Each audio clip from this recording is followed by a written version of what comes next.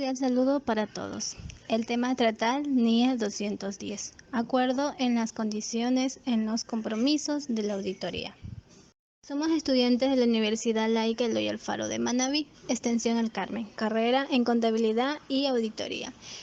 Nuestro grupo está conformado por Alarcón Proaño Catering, Belis Villamarín Diana, Villamarín Barros Salomé, Zambrano Pita Melanie. Pertenecemos al cuarto semestre paralelo B.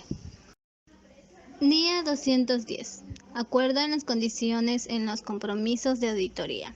Emitidas por la Federación Internacional de Contadores IFAC, son un conjunto único de estándares que practican a las auditorías para todas las organizaciones. Su propósito es establecer reglas y suministrar criterios. NIE 210. Dentro de su alcance establece un acuerdo de términos de los trabajos de auditoría. Trata también de las responsabilidades del auditor para acordar los términos de trabajo de una auditoría con la administración de una organización, siempre y cuando ésta sea apropiado, el cual estará encargado el gobierno corporativo. Dentro de su objetivo refleja que el objetivo del auditor es aceptar o continuar con un trabajo de auditoría, solo cuando se ha acordado una base en la cual se va a desempeñar. Es así como el auditor debe reflejarse en los siguientes puntos. Primero, establecer si están presentes las condiciones para una auditoría. Segundo, confirmar que hay un común entendimiento de los términos del trabajo de una auditoría entre el auditor y la administración de una organización, siempre y cuando éste sea apropiado y siempre estará a cargo del gobierno corporativo.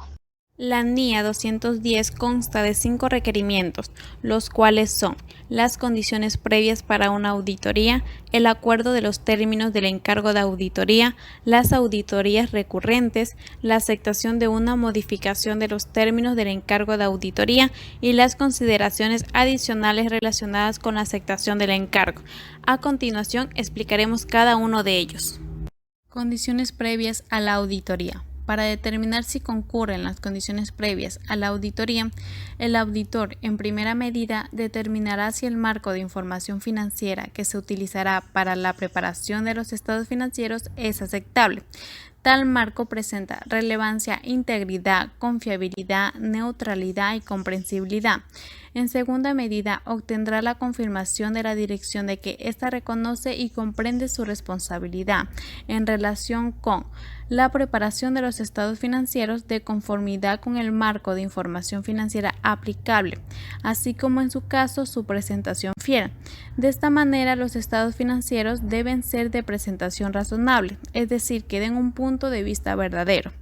El control interno, que la dirección considere necesario para permitir la preparación de los estados financieros, libres de incorrección material debida a fraude o error.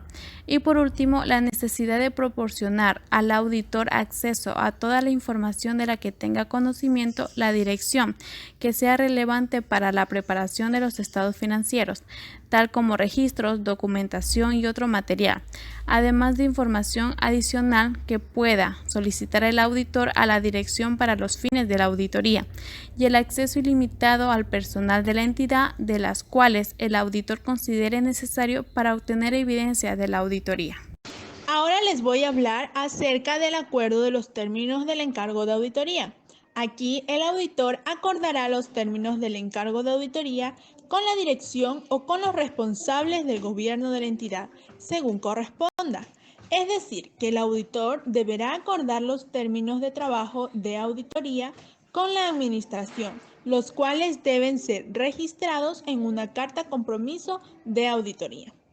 Segundo, si las disposiciones reglamentarias prescriben de forma suficientemente detallada los términos del encargo de auditoría, el auditor no tendrá que hacerlos constar en un acuerdo escrito, salvo el hecho de que dichas disposiciones son aplicables y de que la dirección reconoce y comprende sus responsabilidades.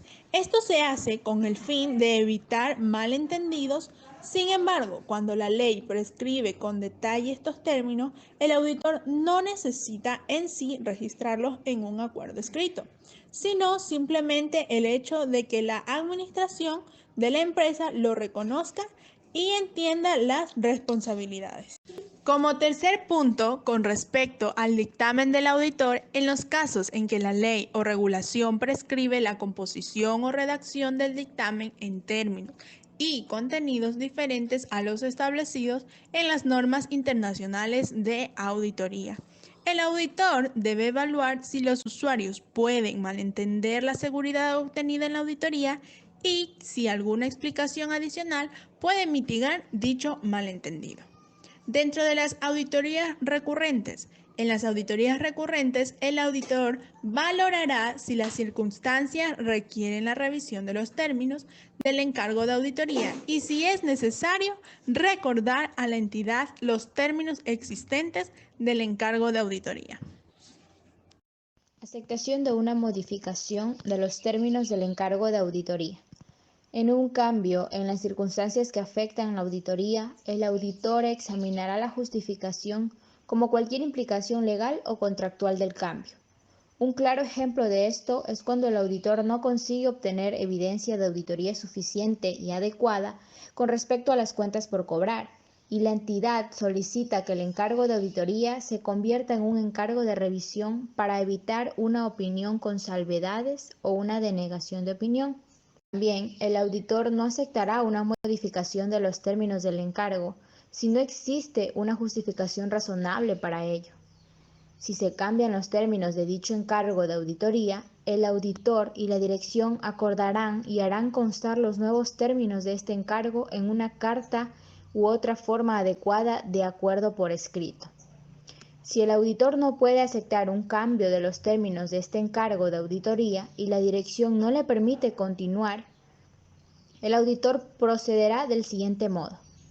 Renunciará al encargo de auditoría si las disposiciones legales o reglamentarias aplicables lo permiten, y a su vez determinará si existe alguna obligación contractual o de otro tipo de informar las circunstancias a las otras partes, tales como los responsables del gobierno de la entidad, los propietarios o los auditores.